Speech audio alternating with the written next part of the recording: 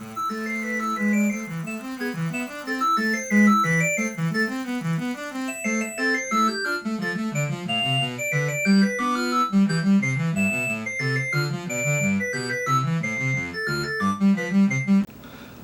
it's Tom from Texas, and it's time for another Floppy Deep Dive. Tonight we're going to be looking at 4 games for the Commodore 64. We're going to be looking at Bruce Lee, one of my all-time favorites, Action Biker, Save Me Brave Knight, and Break Street. Yes, we're going to be doing a little bit of breakdancing tonight.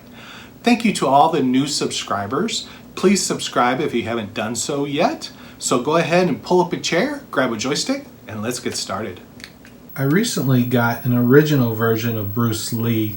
I've always just had the cracked version of it, but when I purchased my 128, this came along with my Commodore 128. I was very pleased to get it. I wish I had the box. I still would like to have a copy of Bruce Lee with the box, but still was very pleased to have the original and to add to my collection. So Bruce Lee, as I mentioned, is one of my favorite games on the Commodore 64. I love that title screen, that picture there. Kelly did an excellent job creating that. So it's a 1 or 2 player game.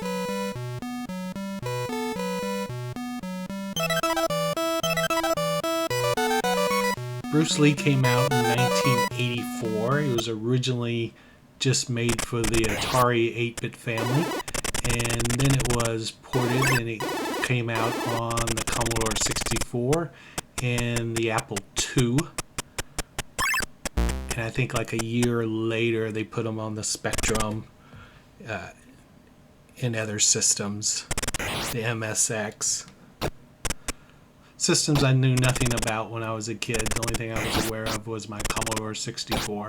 I wasn't even aware of the Apple world back then. But as you can see, we got Yamo, the green baddie, chasing me, and then you have the black ninja chasing you.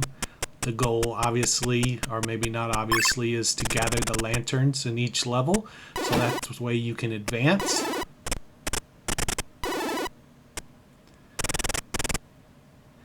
This is one of my first times playing again in 30 years, so a little bit rusty, but still enjoy it. Enjoy being able to kick those guys. And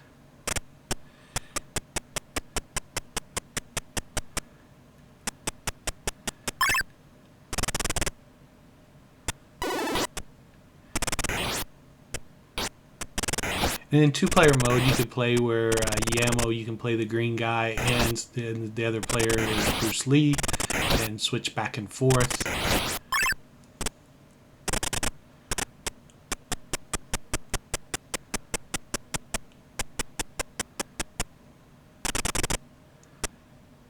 Each level is just very creatively made, just a creative game.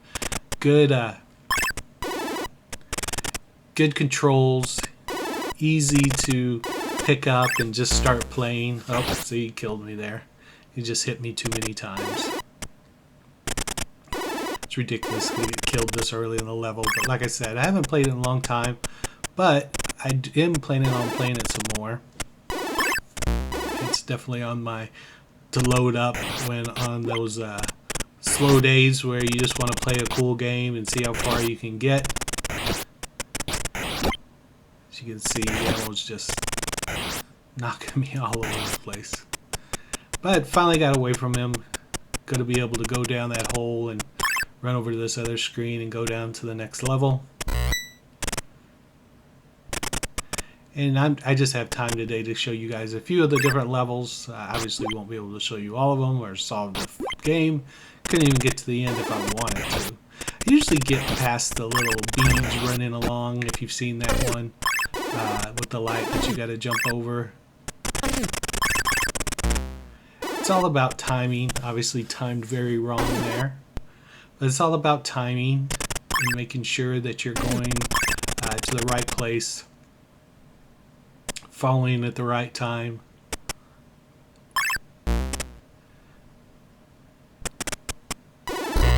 Oops, missed that lantern.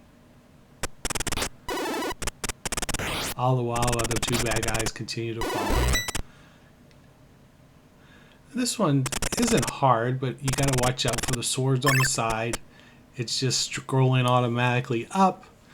So you want to get off the platform before you hit those swords. You want to wait for the lantern to turn white so you can grab it and then fall through there and hopefully not get swiped by the thing going. And now once you come down, the bad guys try to come after you.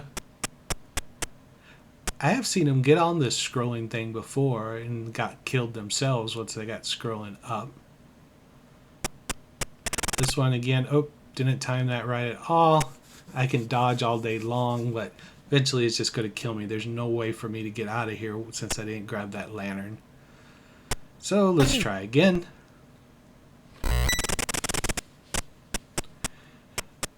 I'm actually playing this one not on the Commodore but on my PC with Vice with an Xbox controller, which is unfortunate because I prefer just to have the joystick.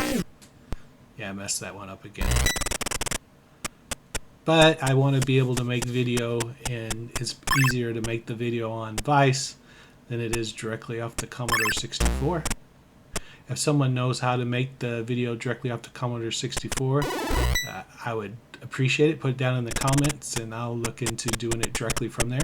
Because as you see in my intro video, I have them all loaded. I play them on the Commodore 64, but then I move it over here to make my video and play them again. But I prefer to do everything on the 64 or the 128 just to make sure that it works and that, you know, I have a good copy. So when I do a zoom floppy and put it over, I know I've got a good copy. In game over, those exploding right there. So again, a little short. Oh, so next we're going to go into Break Street, which is also a fun game. Like the music in it a lot. It has a really good beat. Yes, we are going to be doing some break dancing, going back to the 80s. No, I could not break dance when I was a kid, nor could I do it today, but I can do it on here. And I'm going to show you a bunch of different moves. I'm showing you the hand spin. I could stand there doing the hand spin the whole time, but I want to give you a little variety of different stuff that we can do. The knee spin. A little bit of windmill for you guys. And then back to my footwork. I wanted to do a head spin a little bit longer, but it came off. We'll go back to the hand spin. So I'm going to stand up here in a minute, and I want to do some of the moves while I'm standing so you can see more than just my bottom footwork. I just like when I get down, it's pretty cool. So I got my wave, I got my moonwalk, I got my tut. There's also a poppin', but I couldn't get it to pop. I couldn't remember the direction of it. So I'm going to give you some more. I'll give you a longer head spin this time, which is ridiculous if someone can do that for that long. But anyway, I love this game. I just think it's clever. The freeze. I got to end right. I'll do a little bit more here. We'll get started again.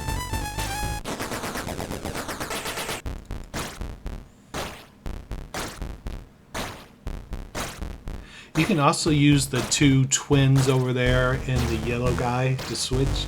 I just started with the white guy. There's also another one that comes from off screen who has a black outfit that comes up. I do not remember their names, but they all do have names too.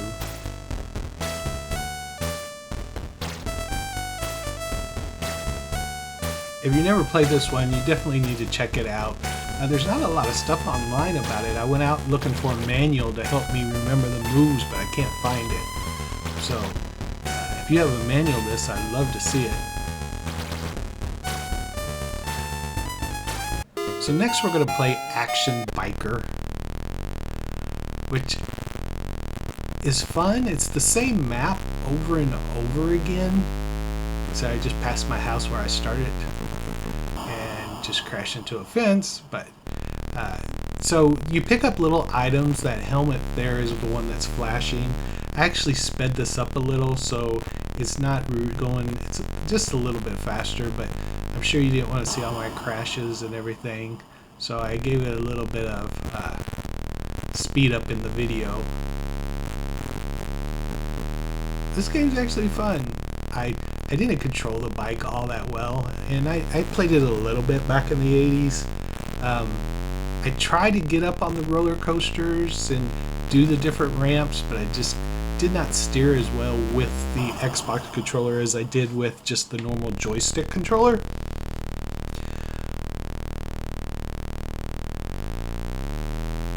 This game also came out around that same time, the 1984, 1983.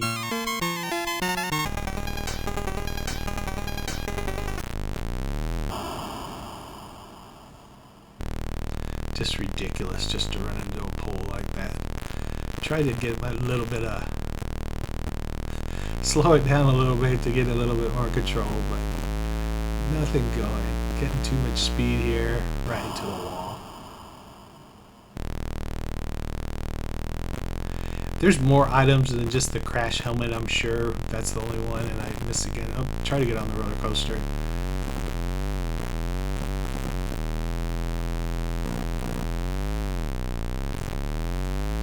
Try to get the crash helmet again, but just crashed again. There we go. Now we got the crash helmet. Now something appeared somewhere else to find another item. Let's see if I can find it.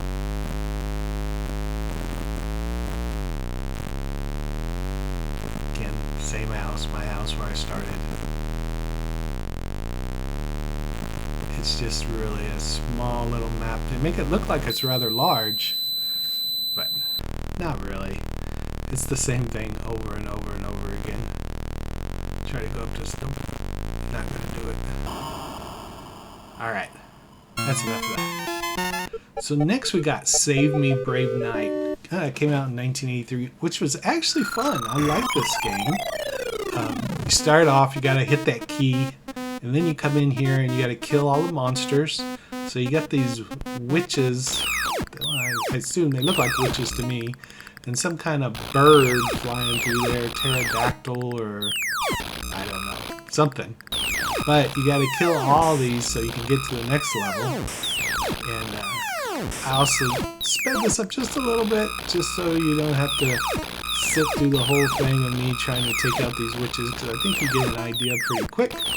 But I want to show you what the next level is too.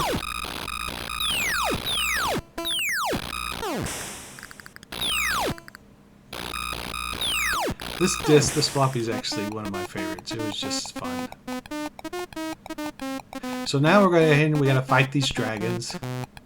Kill all those baddies. So I got to take out all these heads. Avoid the fire.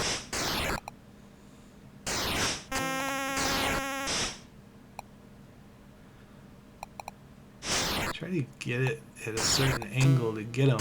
Sometimes I get it. Sometimes it just goes through. So I try to go straight up. To me, it looks like it's hitting it, but it's not killing it to me. So I just keep on shooting. Got these 4 left.